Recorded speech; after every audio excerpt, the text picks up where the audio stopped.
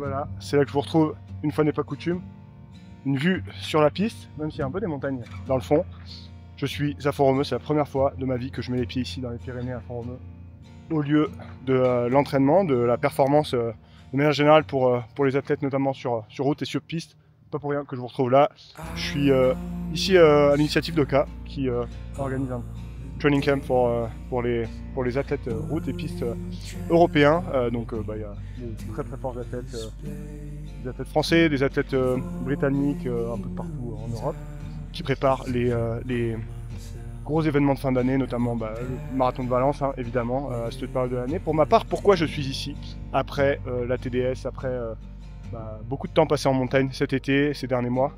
Parce que tout doucement, vous l'avez sans doute suivi, je vais aller me diriger vers le marathon de Paris en avril prochain. C'est un peu l'objectif, même si pour le moment la reprise est très très dure, on va en parler, et forcément c'est un peu compliqué, mais voilà, cette année par rapport aux années précédentes, je veux un peu changer ma stratégie, j'en parlerai ici aussi.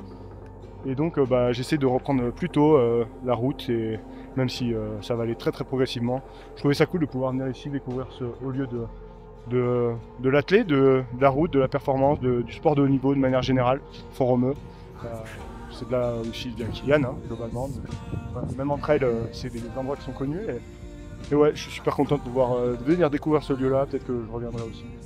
Ça fait plaisir aussi de changer de montagne un petit peu. Et pour moi, c'est l'occasion de me diriger tranquillement vers la saison de route. Ensuite, là, il y a un potentiel objectif, enfin, c'est pas un objectif, mais en tout cas, c'est quelque chose que je risque de faire aussi avec Oka. Oka vient de signer un nouveau événement, un nouveau 10K à Paris, le 17 novembre, Paris Centre, 10K Paris Centre.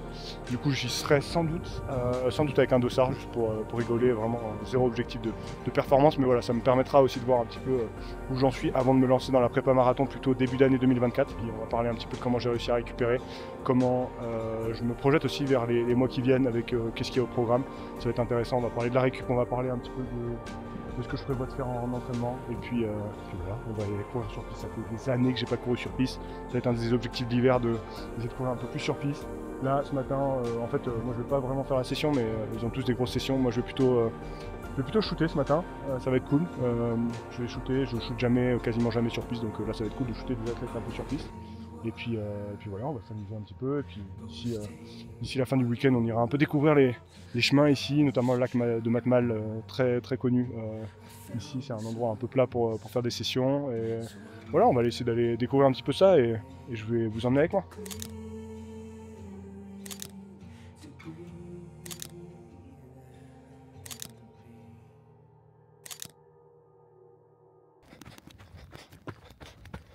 Et on se retrouve après la petite séance sur piste ce matin. Enfin, moi j'ai pas fait de séance du tout, du coup j'ai regardé, j'ai shooté le groupe Oka Europe.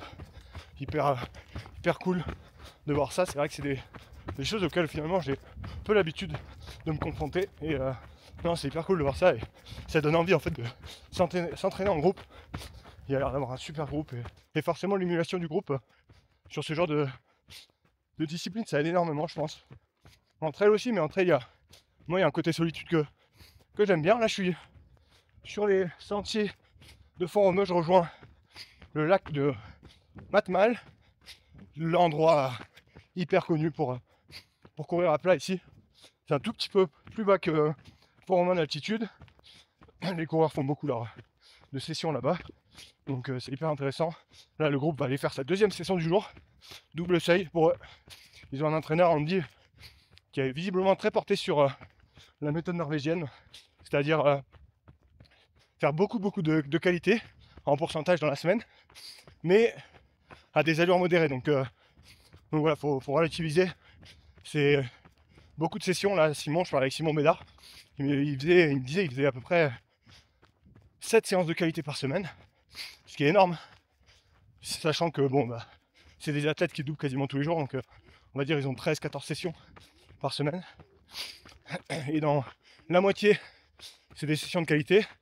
Par contre ils contrôlent vraiment les allures, ça c'est hyper intéressant, et forcément c'est une méthode d'entraînement qui a été popularisée par Jacob, et ça touche beaucoup de monde maintenant, notamment sur ces disciplines, la piste, la route.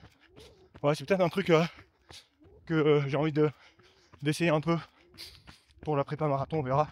On en est encore loin parce que là quand je vois mes sensations, wow, c'est quand même compliqué, mais c'est pour ça là je vais courir un peu de mon côté à des allures modérées.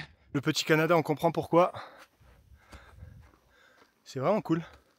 Aucune technicité. Et là-bas, il y a un plateau, je pense qu'on va aller de ce côté-là. Je sais pas exactement où est le lac de Matmal, je pense que c'est un peu derrière, là. Je sais pas exactement où. Du coup, on va là-bas, nous. Je cours avec les Tecton, là. Tecton 2.5. Il y a Christophe au bonnet qui est là. Le gars qui est un peu le développeur historique chez Oka. Un peu celui à qui on doit toutes leurs chaussures. Et c'est un gars avec qui je m'entends super bien. On a beaucoup discuté aussi autour de cette chaussure qui est aujourd'hui réservée pour les athlètes. Je lui ai demandé si un jour ça pouvait sortir en gamme. Parce que personnellement, moi, c'est vrai que même si j'aime beaucoup les Tecton X3, pour moi celles-là elles sont quand même encore assez nettement au-dessus. Et il savait pas me répondre parce que bon lui de toute façon lui il bosse à l'innovation. C'est pas lui qui décide si une chaussure est mise sur le marché ou pas, mais ouais, j'aime vraiment beaucoup ces chaussures quoi. C'est chaque fois que je recours avec, j'essaie de pas trop recourir avec parce que de toute façon j'ai une paire, j'en aurai pas d'autres. Donc voilà, je kiffe courir avec, mais objectivement ça n'a pas vraiment d'avenir quoi. Donc quand je les aurai finis, on en aura plus. Mais bon, toujours un peu un kiff. Je les ressors, je crois avec, toujours kiffant. Et j'espère que des choses similaires qui vont arriver très vite. Parce que c'est vraiment très très bien. Waouh! J'arrive au lac de Matmal. Oh, c'est vraiment très cool, hein. Superbe ambiance.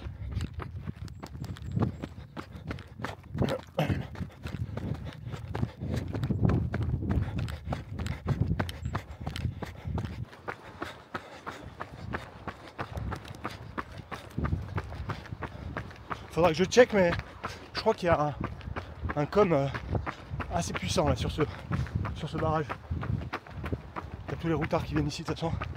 Ça va faire 1 kill, un truc comme ça. Je vais checker. Ça m'amuse. Bon après, franchement c'est cool, hein. Vraiment cool. Je sais pas si je ferai ça toute l'année quand même. Mais non, pour un spot pour courir à plat, c'est quand même sympa.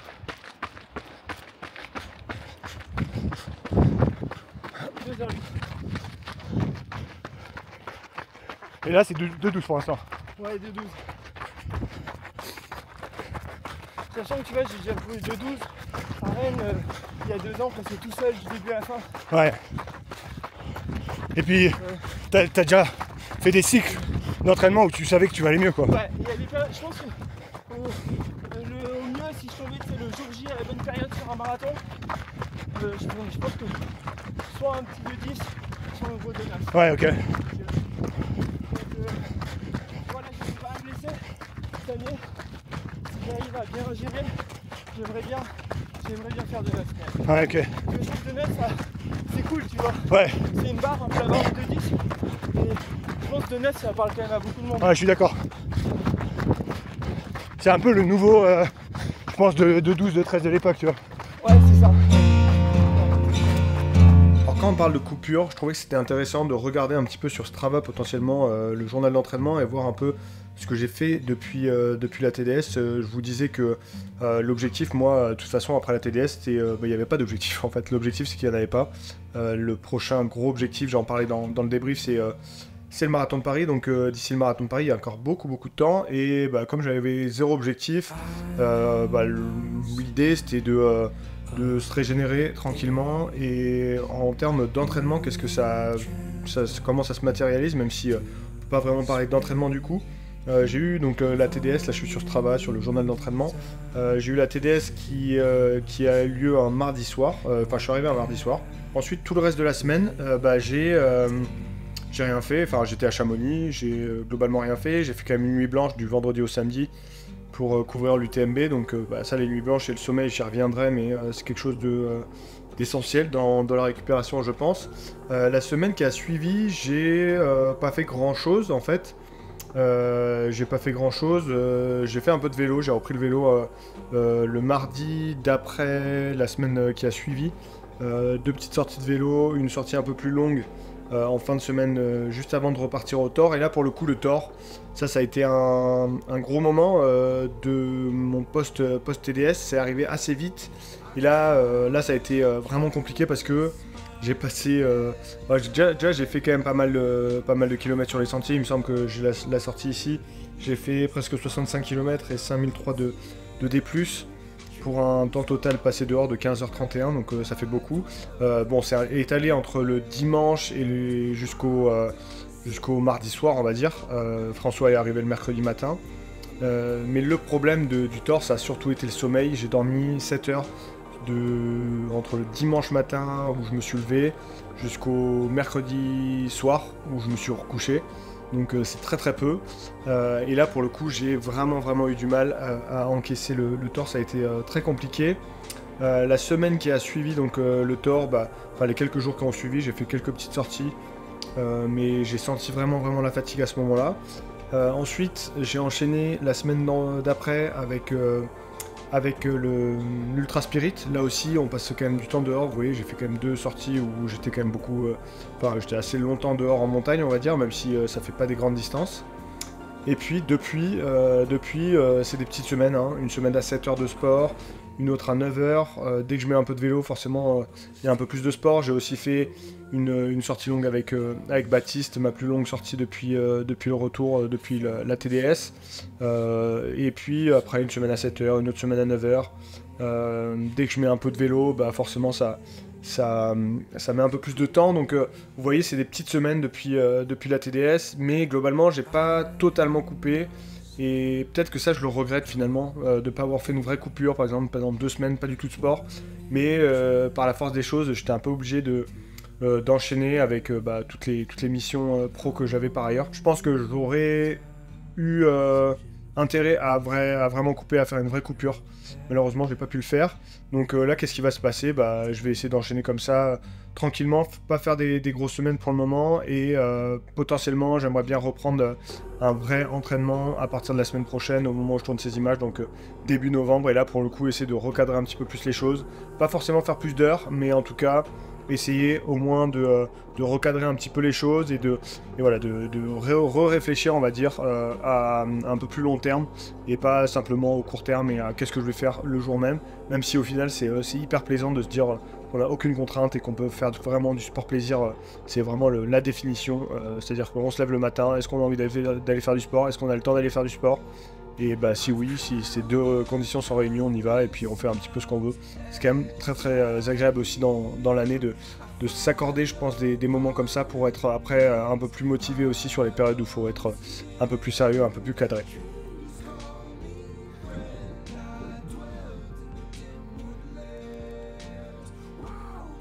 Bon voilà sur le vélo, cette grande phase de coupure et puis le printemps, c'est vraiment une période où j'apprécie particulièrement le vélo. Sport exceptionnel.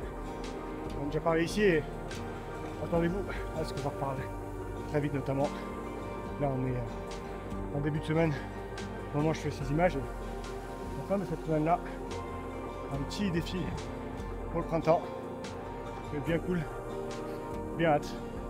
Le vélo c'est un sport exceptionnel. Je vous disais que pendant la prépa pour la TDS j'en ai pas du tout fait parce que j'avais peu de temps et que j'avais envie d'être spécifique et je pensais que c'était important de focus sur la course à pied. À la fin en ultra, on course, donc le vélo peut avoir des vertus exceptionnelles, mais en l'occurrence, dans le temps qui m'était donné, je pense que c'était une bonne idée de focus sur la course à pied. Et je crois que j'ai bien fait, mais sur ces périodes d'entre-saison, j'ai envie de dire, c'est vraiment quasiment le meilleur du sport parce qu'on peut en profiter. Généralement, c'est pas mal. C'est quand même moins climatisant.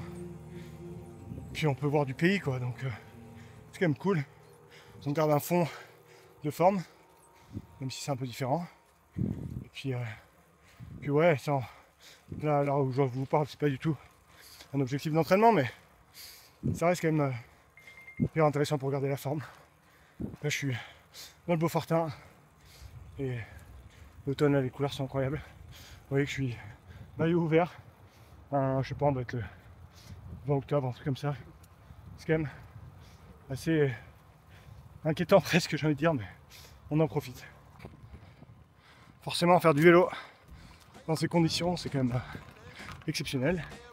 La pyramide là-bas au fond, le Grand Mont, Beaufort tout en bas. Moi je monte là-haut. Bizane, les couleurs d'octobre, c'est incroyable. Bientôt la fin de la saison là, mais faut en profiter tant que c'est là. Putain quel soir.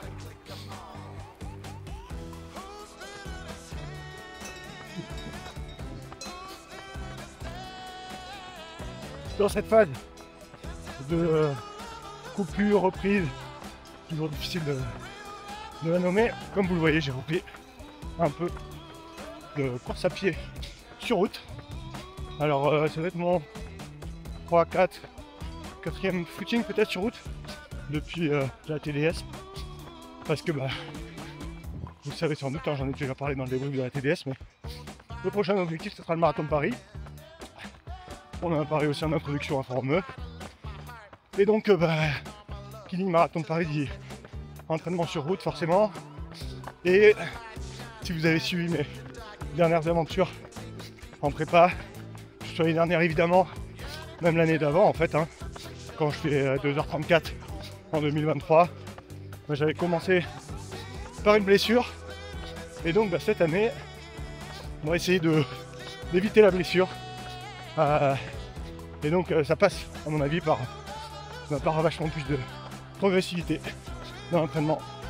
C'est pour ça que j'essaie progressivement de faire des petits footings. D'habitude j'attaque souvent début d'année un peu fort. Forcément pas trop de charge, trop vite. Avec un corps un peu fragile comme le mien, tout de suite ça fait des dégâts. Donc cette année on va essayer d'y aller beaucoup plus progressif. Là on est fin octobre. Je vais essayer de faire un footing au moins par semaine sur route jusqu'à décembre, peut-être 2 sur certaines semaines, et puis en décembre très progressivement aller un peu plus, peut-être jusqu'à 3 jusqu'à fin décembre, avant de commencer véritablement la prépa en janvier, d'autant que cette année le marathon de Paris est un peu tard, donc j'ai un peu plus de temps, mais voilà, y aller très très progressif sur les 8, 9, 10 semaines que j'ai encore en 2024. Essayer d'éviter la blessure. Ça va pas être facile parce que de toute façon ce problème au pied, là, cette bursite que j'ai pour l'instant beaucoup de mal à gérer, que j'arrive à gérer en trail, mais beaucoup plus de mal à gérer en route. Je vous ai déjà parlé d'Edouard, le médecin du sport qui me suit, et on essaie de mettre en place du renforcement, on va voir ce que ça donne. Je pourrais vous en reparler éventuellement. Pour conclure cette petite vidéo sur la coupure, ce qui n'était pas vraiment d'ailleurs une coupure, qu'est-ce qui m'attend maintenant pour les semaines qui viennent d'ici la fin d'année? Il va y avoir du vélo, un petit défi vélo au moment où vous verrez ces images. Je ne sais pas si j'aurais déjà réalisé le défi ou pas. Je pense que je vais tourner quelque chose là-dessus parce que c'est un projet assez cool, je trouve. Un petit projet vélo, que j'aime bien faire toujours un projet vélo à ce moment-là de l'année. L'année dernière, j'avais fait le Tour du Mont Blanc. Cette année, c'est autre chose, différent. Ça va être cool aussi. Ensuite, il y aura peut-être des petits dossards là d'ici la fin d'année. J'en parlais en introduction de la vidéo avec cette apparition à Forum E, sans doute un dossard sur le 10K de Oka Paris Centre, là avec 0 objectif de chrono, sans doute juste voilà, l'idée de remettre un dossard sur route pour profiter de l'ambiance, profiter du parcours. Je serai peut-être derrière la caméra à vrai dire sur cet événement-là, donc pour l'instant c'est pas sûr et certain que je prendrai le départ avec les baskets, mais je serai sur l'événement si vous y êtes. D'ailleurs peut-être qu'on aura l'occasion de se croiser, même s'il y a beaucoup de monde sur ces événements de route et c'est toujours un peu difficile de se croiser. Ensuite un autre dossard sans doute, en tout cas je suis inscrit à voir si je vais courir sur l'Urban Trail de Saint-Thé. C'est Baptiste qui m'a un peu forcé la main pour que j'aille avec lui sur cette course-là. C'est un 35 bornes et 800 D+. Je pense que c'est du 100% béton pour le coup, dans Saint-Étienne. On passe dans Geoffroy Guichard, donc c'est cool pour un supporter de Saint-Étienne que je suis. Et je pense que ça risque de piquer très très fort, parce que j'ai fait très peu de courses à pied là depuis ces dernières semaines, donc ça risque de piquer très fort. Et puis voilà, ça c'est juste pour le plaisir, 100% de plaisir, rien de... évidemment aucun objectif de performance derrière tout ça. Et ensuite, la fin d'année, là, ça va arriver très vite en fait, hein. Ça va arriver très vite. Ensuite, il y aura la Saint-Élion où moi je serai là derrière la caméra, et puis d'autres choses encore derrière la caméra. Je pense que j'essaierai de reprendre un entraînement encore une fois un peu plus structuré à partir de novembre, et surtout à partir de décembre, essayer de vraiment de commencer un tout petit peu la prépa route, pas commencer en janvier comme je fais d'habitude. On va voir aussi les chutes de neige, qu'est-ce que ça donne, et en fonction de ça, on remettra les skis aussi en cette fin d'année, je l'espère.